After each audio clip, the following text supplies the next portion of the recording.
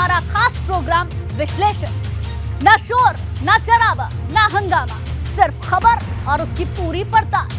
न पक्ष न विपक्ष, सिर्फ आपसे जुड़े मुद्दे और उनके अंदर का हाल। इसी कोशिश का नाम है विश्लेषण। तो बने रहिए हमारे साथ और देखते रहिए विश्लेषण।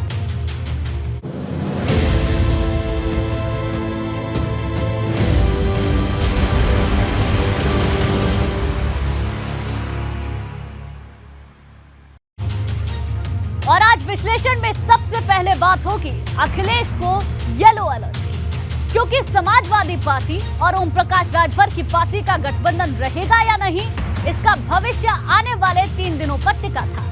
क्योंकि राजभर ने अखिलेश यादव को 3 दिन का अल्टीमेटम दिया था, लेकिन तय समय खत्म होने से पहले ही राजभर पाला बदलते हुए नजर आ रहे हैं। क्योंकि जिन राजभर को विपक्ष के उम्मीदवार यशवंत सिन्हा के साथ खड़ा होना था, वो सीएम योगी के खेमे में नजर आ रहे हैं। तो सवाल बड़ा है कि क्या राजभर का अखिलेश से मन भर गया है? क्यों सच तो ये है, राजभर को मनाने की कोशिश अखिलेश ने की भी नहीं।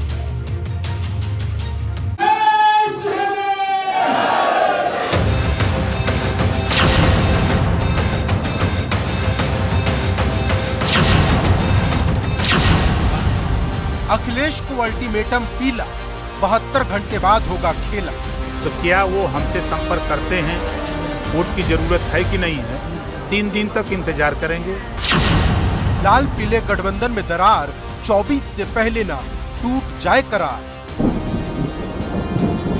अब कोई नाराज है तो मैं उसके क्या कर सकता हूँ? कोई नाराज। विपक्ष के बीच आपातकाल, राष्ट्रपति चुनाव की बैठक के बाद बिगड़े हाथ। तो जयंत चौधरी को बुलाया उन्होंने, हमको नहीं बुलाया। ये क्या साबित करता है? न बुलाना ही कहीं न कहीं एक प्रश्न खड़ा होता है। यूपी विधानसभा चुनाव से पहले अखिलेश यादव ने गठबंधन का जो गुलदस्ता बनाया था, उसमें एक रंग ओम प्रकाश राजभर की पार्टी सुभाषपा का भी था। लेकिन अब ये गुलदस्ता बिखरने लगा है और लाल पीला गठबंधन आखिरी सांस ले रहा। ये सवाल ओम प्रकाश राजभर और अखिलेश यादव के बीच तल्खी के बाद खड़ा हो गया, क्योंकि ओम प्रकाश राजभर ने अखिलेश यादव को 3 दिन का अल्टीमेटम दे दिया है। मतलब ओम प्रकाश राजभर 72 घंटे तक इंतजार करेंगे और अगर बात नहीं बनी तो अलग हो जाएंगे। माननीय अखिलेश यादव जी ने यशवंत सिन्हा को वोट दिलाने का जिम्मा लिया है, तो क्या वो हमसे संपर्क करते हैं? वोट की जरूरत है कि नहीं है? 3 दिन तक इंतजार करेंगे। अगर 3 दिन के बाद नहीं आता है तो फिर अपनी पार्टी के नेताओं से, अपने विधायकों से विचार विमर्श करके जैसा लोग डिसीजन लेंगे, फैसला लेंगे, वैसा करेंगे। क्योंकि जब से ओम प्रकाश राजभर ने अखिलेश यादव पर तंज कसा, दोनों के बीच दीवार खड़ी हो गई। ये दीवार राष्ट्रपति पद के उम्मीदवार यशवंत सिन्हा के समर्थन में हुई बैठक के बाद और ज्यादा बड़ी हो गई, क्योंकि इस बैठक के लिए अखिलेश यादव ने जयंत चौधरी को तो न्योता भेजा, लेकिन ओम प्रकाश राजभर को नहीं बुलाया। जबकि सुभाषपा के सभी 6 विधायक लखनऊ में ही मौजूद थे और अब सपा और सुभाषपा के गठबंधन पर संकट के बादल मंडराने लगे हैं। साफ तौर पर ओम प्रकाश राजभर ने कहीं न कहीं अखिलेश यादव पर निशाना साधा। ये भी कहा कि 12 जुलाई को वो लखनऊ में प्रेस कॉन्फ्रेंस करेंगे और तब वो कुछ नया ऐलान कर सकते हैं। ओम प्रकाश राजभर के बेटे अरुण राजभर का साफ तौर पर कहना है कि 2 दिन पहले उनके पास फ़ोन आता है कि समाजवादी पार्टी कार्यालय पर राष्ट्रपति चुनाव को लेकर बैठक है, उसमें आना है। लेकिन 2 घंटे बाद फिर फ़ोन आता है कि वो बैठक अब टल गई है। और साफ तौर पर वो उनका कहना है कि अगर अखिलेश यादव को उन्हें गठबंधन में नहीं रखना है तो वो क्यों नहीं कह देते कि उन्हें अब उनकी ज़रूरत नहीं है। अब सवाल बड़ा यह है कि क्या सपा और सुभाषपा का गठबंधन टूट जाएगा? दरअसल अखिलेश यादव भी राजभर को मनाने के मूड में नहीं दिखाई देते, क्योंकि जब अखिलेश यादव से राजभर की नसीहत वाले बयान पर सवाल हुआ था, तभी उन्होंने हिंट दे दिया था। समाजवादी पार्टी को किसी की एडवाइस की जरूरत नहीं है। अब कोई नाराज है तो मैं उसके क्या कर सकता हूँ? कोई नाराज है, ये आजकल राजनीति जो दिख रही है वो है नहीं। कोई कई बार राजनीति पीछे से ऑपरेट होती है। दरअसल सपा और सुभाषपा के बीच मनमुटाव विधान परिषद चुनाव को लेकर ही दिखने लगा था। ओम प्रकाश राजभर चाहते थे कि विधान परिषद की 4 सीटों में से कम 1 सीट उन्हें दी जाए, जिससे उनका बेटा सदन में पहुंच सके, लेकिन अखिलेश यादव ने मना कर दिया। इससे आहत होकर राजभर ने तंज कसा था और यहाँ तक कह दिया था कि 34 सीट पर चुनाव लड़कर 8 विधायक जीतने वाले को राज्यसभा का इनाम मिला और 18 सीट पर चुनाव लड़कर 6 जीतने वालों की अनदेखी की गई। राजभर का सीधा निशाना रालोद के अध्यक्ष जयंत चौधरी पर था। हाँ, ताकतवर होते तो 8 सीट जीतने वाले को राज्यसभा बना दिया गया और 6 सीट जीतने वाले को एमएलसीओ भी नहीं दिया। तो हम ताकत में कहाँ हैं? 38 सीट पा करके वो 8 सीट जीते और 16 सीट में हम 6 सीट जीते। तुलना कर लेते तब भी समझ में आता। लेकिन ये मनमुटाव आजमगढ़ और रामपुर लोकसभा उपचुनाव हारने के बाद और ज्यादा बढ़ गया। राजभर ने अखिलेश यादव के चुनाव प्रचार न करने पर तंज कसते हुए उन्हें एसी से बाहर निकलने की नसीहत दे डाली। एसी में बैठ करके बहुजन समाज पार्टी ने राजनीति करना शुरू किया। 1 सीट बची यूपी में। दिल्ली में एसी में बैठ के कांग्रेस राजनीति करना शुरू किया। 2 सीट उत्तर प्रदेश में बची है। और यहीं से शुरू हो गया लाल पीले गठबंधन में दरार का खेल, क्योंकि अखिलेश यादव ने न सिर्फ इस पर पलटवार किया बल्कि राजभर का नाम लिए बिना उन पर पीछे से ऑपरेट होने का तंज कस दिया। लेकिन राष्ट्रपति चुनाव को लेकर हुई बैठक में आग में घी डाल दिया। लखनऊ से अनुभव शुक्ला के साथ ब्यूरो रिपोर्ट, एबीपी गंगा।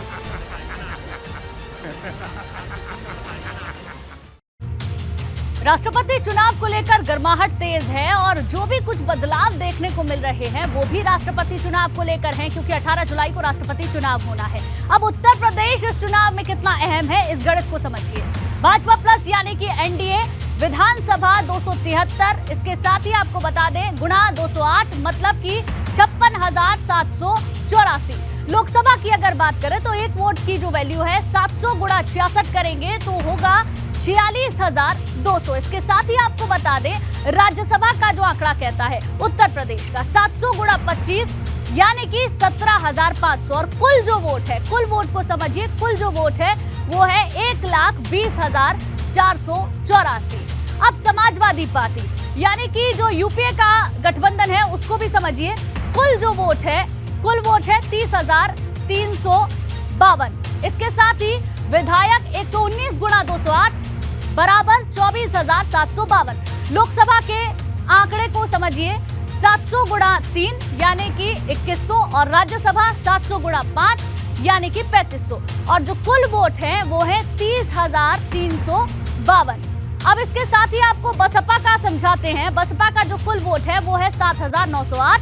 विधानसभा के आंकड़े को समझिए, विधायक 208 गुणा 1 यानी कि 208, लोकसभा में 700 गुणा 10 यानी कि 7,000, राज्यसभा में 700 गुणा 1 यानी कि 700 और कुल वोट मिलाकर होता है 7,908। और बिल्कुल इसी तरीके से कांग्रेस को समझिए, जो कुल वोट है वो है 1,116।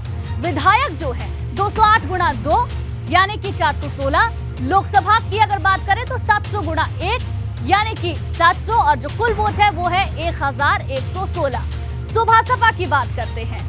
सुभासपा में जो विधानसभा का गणित है उसे समझिए 208 गुणा 6 is equals to 1248 vote. Jansatta Dal की भी अगर बात करें तो यहाँ पर विधायक के गणित को समझिए 208 गुणा 2 यानी कि 416। कुल मिलाकर ये जो पूरा आंकड़ा है उत्तर प्रदेश का, ये बेहद अहम हो जाता है और इसी आंकड़े की वजह से ये फेरबदल और ये नाराजगी देखने को मिल रही है। अब यूपी में किसके पास कितने वोट हैं ये समझिए। भाजपा प्लस यानी कि एनडीए 1,20,484 वोट हैं। समाजवादी पार्टी प्लस को समझिए 30,352। बसपा को समझिए 7,908। वही कांग्रेस पार्टी 1,116। सुभासपा 1,248 वोट। इसके अलावा जनसत्ता दल 416 वोट। इसे आप समझिए और कुल वोट जो है वो आपको बता दें 1,61,524 कुल मिलाकर वोट होता है। अब अखिलेश और राजभर के बीच सारा जो खेल है राष्ट्रपति चुनाव को लेकर हुआ है, क्योंकि कल यशवंत सिन्हा लखनऊ आए थे, लेकिन आज जब द्रौपदी मुर्मू लखनऊ आई तो भाजपा की दावत में कई नेता भी आए। ओम प्रकाश राजभर आए, शिवपाल यादव आए, राजा भैया आए। मतलब रायसीना की लड़ाई में द्रौपदी मुर्मू का पलड़ा भारी नजर आ रहा है।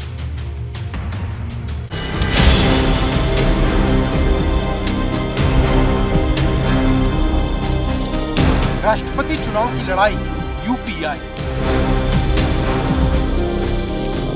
यशवंत सिन्हा के बाद द्रौपदी मुर्मू का दौरा, यूपी की एक एक सीट का ब्यौरा।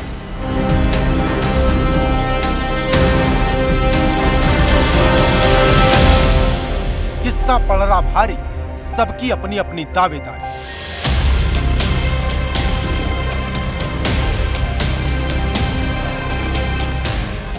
जैसे जैसे राष्ट्रपति चुनाव की तारीख नजदीक आ रही, सियासी गर्मी तेज होती जा रही, क्योंकि राष्ट्रपति पद के दोनों उम्मीदवारों ने यूपी में डेरा डाल दिया है।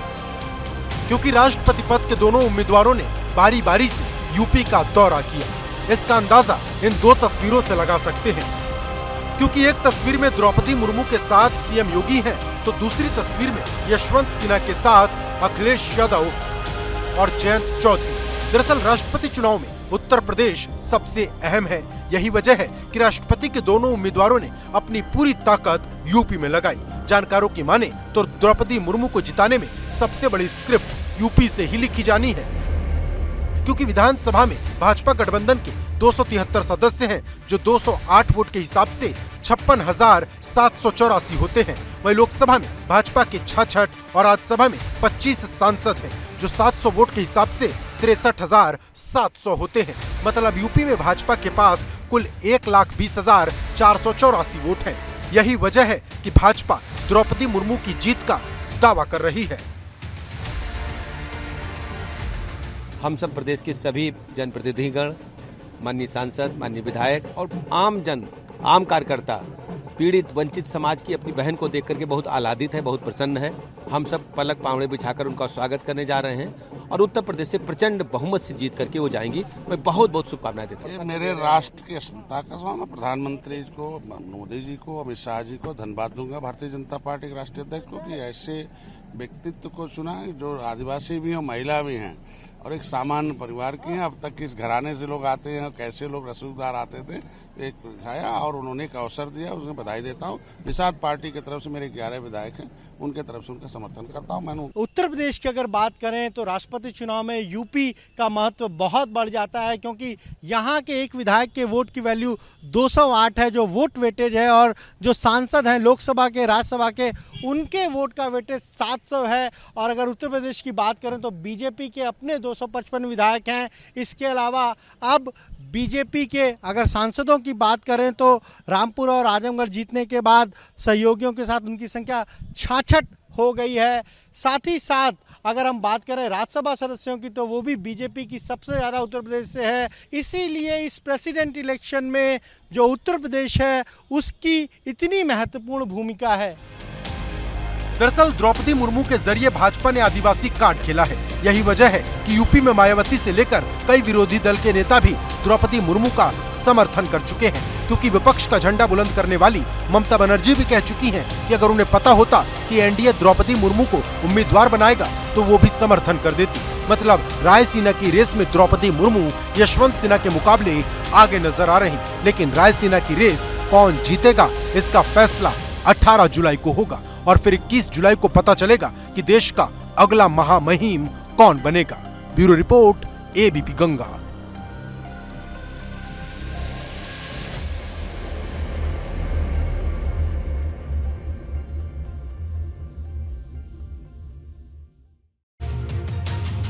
और अब बात अखिलेश की एक और हार, क्योंकि जब से पार्टी की कमान अखिलेश यादव ने अपने हाथ में ली है तब से अखिलेश के हाथ हार और सिर्फ हार ही आई है।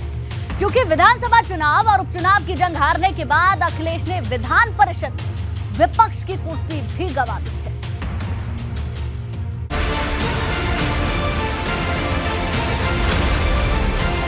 सपा से छीनी विपक्ष की कुर्सी, चलेगी भाजपा की मर्जी। परिषद पर भाजपा का एक छत्र राज, अखिलेश के खाते में एक और हार। 2022 का साल जब से शुरू हुआ, समाजवादी पार्टी के हिस्से में हार और सिर्फ हार ही आई, क्योंकि समाजवादी पार्टी पहले विधानसभा चुनाव हारी, फिर उपचुनाव हारी और अब विधान परिषद में विपक्ष की कुर्सी भी हार गई। क्योंकि जब से समाजवादी पार्टी की स्थापना हुई वो विधान परिषद में या तो सत्ता में रही या विपक्ष में, लेकिन ये पहली बार है जब समाजवादी पार्टी से विपक्ष की कुर्सी ही छिन गई। सभापति कुंवर मानवेंद्र सिंह ने गुरुवार को ही नेता प्रतिपक्ष लाल बिहारी यादव की नेता प्रतिपक्ष की मान्यता समाप्त कर दी। अब वो सपा के नेता रह गए हैं। इस समाजवादी पार्टी को न संविधान की जानकारी है, न नियमों की जानकारी है, न परंपराओं की जानकारी है।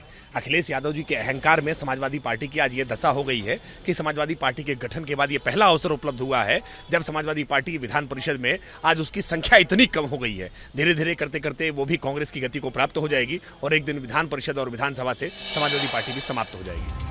दरअसल नियम के मुताबिक 100 सदस्यों की विधान परिषद में विपक्ष की कुर्सी के लिए 10% सीट होना जरूरी है, लेकिन सपा के पास सिर्फ 9 सदस्य हैं। लाल बिहारी यादव सिर्फ 41 दिन ही नेता प्रतिपक्ष की कुर्सी पर रहे। वहीं कांग्रेस विधान परिषद में 0 हो गई है। अब सदन में उसका कोई सदस्य नहीं बचा, जबकि बसपा का सिर्फ एक ही सदस्य बचा है। यह आजादी के बाद पहला मौका होगा जब विधान परिषद में नेता प्रतिपक्ष नहीं होगा। विधान परिषद के 10 सदस्यों का कार्यकाल खत्म हुआ तो उसमें 6 सदस्य समाजवादी पार्टी के थे। हालांकि 4 उनके सदस्य निर्विरोध निर्वाचित हुए, लेकिन अब विधान परिषद में समाजवादी पार्टी के जो सदस्य हैं उनकी संख्या 9 रह गई है। और नियमों के मुताबिक जब कुल संख्या का 10% जिसके सदस्य होते हैं, नेता विरोधी दल की मान्यता उसी दल को मिलती है। और इसीलिए विधान परिषद में अब समाजवादी पार्टी के पास जो नेता विरोधी दल की मान्यता थी उसे विधान परिषद के जो प्रमुख सचिव हैं उन्होंने रद्द कर दिया है। हालांकि समाजवादी पार्टी इसे गैर कानूनी बता रही है।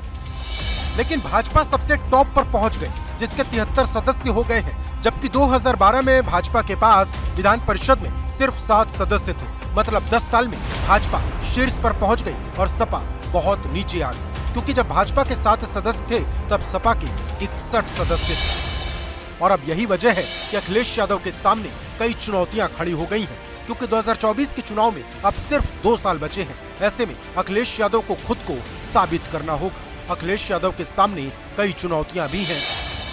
चुनौती नंबर 1, मुस्लिम वोट को एकजुट रखने की चुनौती, क्योंकि मायावती फिर एक बार मुस्लिम वोटर्स को रिझाने में लगी हैं और उपचुनाव की जंग ने साफ कर दिया कि मुस्लिम वोटर किसी एक पार्टी की जागीर नहीं। चुनौती नंबर 2, बूथ पर खुद को मजबूत करना। इस मोर्चे पर अखिलेश यादव को भाजपा से सीखने की बहुत जरूरत है, क्योंकि विधानसभा चुनाव हो या फिर उपचुनाव, भाजपा ने जमीन पर खुद को मजबूत किया, जिसका नतीजा ये हुआ कि भाजपा ने सपा से रामपुर और आजमगढ़ जैसे किले भी छीन लिए। चुनौती नंबर 3, सपा में अखिलेश के सिवाय कोई और चेहरा न होना। जब पार्टी की कमान मुलायम सिंह यादव के हाथ में थी तब पार्टी में कई चेहरे होते थे, जैसे मुस्लिमों के लिए आजम खान, ब्राह्मणों के लिए जनेश्वर मिश्र, ठाकुरों के लिए अमर सिंह, कुर्मियों के लिए बेनी प्रसाद मौर्य। जबकि बूथ स्तर पर पार्टी को मजबूत करने की जिम्मेदारी शिवपाल यादव के कंधों पर होती थी। मतलब मुलायम सिंह यादव ने हर वर्ग तक अपनी पैठ बना रखी थी। लेकिन अब समाजवादी पार्टी में अखिलेश यादव के चेहरे के सिवाय कोई चेहरा नजर नहीं आता। चुनौती नंबर 4, जमीन पर संघर्ष। जो बात ओम प्रकाश राजभर ने कही वो बात दबी जुबान में सपा के नेता भी बोलते हैं कि जिस समाजवादी पार्टी का जन्म संघर्ष से हुआ वो सिर्फ चुनाव में नजर आती है। पिछले 1 दशक में पार्टी की तरफ से कोई आंदोलन नहीं किया गया। चुनौती नंबर 5, महिला वोटर्स में कमजोर पकड़। भाजपा की जीत में एक बड़ा योगदान महिला वोटर का है, लेकिन इस मोर्चे पर समाजवादी पार्टी कमजोर साबित नजर आती है। चुनौती नंबर 6, पार्ट टाइम या फुल टाइम पॉलिटिक्स। क्योंकि भाजपा ने राजनीति करने का तरीका बदल दिया है, वो हर वक्त चुनावी मोड में रहती है। एक चुनाव खत्म होता है तो दूसरे की तैयारी शुरू कर देती है, लेकिन ये बात दूसरे दलों में नजर नहीं आती। वो चुनाव से ठीक पहले मैदान में उतरते हैं। अब बड़ा सवाल यह है कि क्या अखिलेश यादव अपनी पुरानी गलतियों से सीखेंगे, क्योंकि सभी प्रकोष्ठों के इस्तीफे के बाद अखिलेश यादव को नई टीम का गठन भी करना है। लेकिन सवाल ये है कि जिस टीम को अखिलेश यादव जिम्मेदारी देंगे क्या उसे फ्री हैंड भी देंगे। ऐसे तमाम सवाल हैं जिन पर समाजवादी पार्टी का भविष्य टिका है। Bureau report, ABP Ganga. और अब बात भाजपा के बूथ की, क्योंकि जहां विपक्ष अपनी रणनीति तय नहीं कर पा रहा, वहीं भाजपा ने 24 की तैयारी शुरू कर दी है। भाजपा की नजर उन हारी हुई सीटों पर है जहां पिछली बार कमल नहीं खिला था, और अब भाजपा ने उन सीटों पर कमल खिलाने की जिम्मेदारी अल्पसंख्यक मोर्चे को दी है। मतलब सीधे तौर पर सपा के लिए खतरे की घंटी बजा दी है।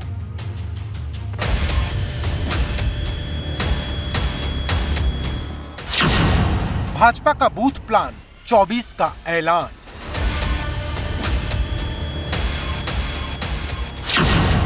अल्पसंख्यक जिताएंगे हर बूथ, भाजपा को मजबूत करेंगे यूथ।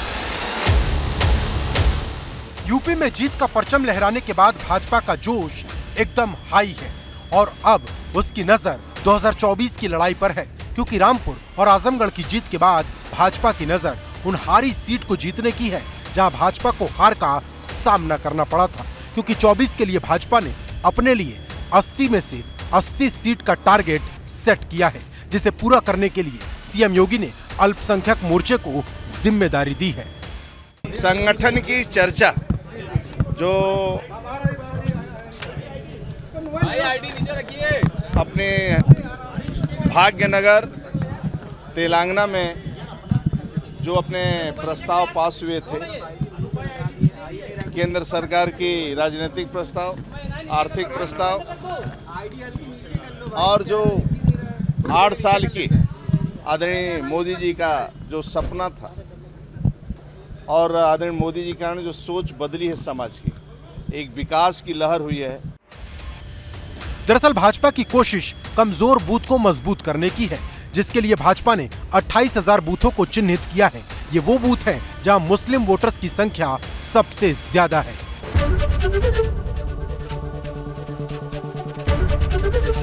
एबीपी गंगा, खबर आपकी, जुबान आपकी।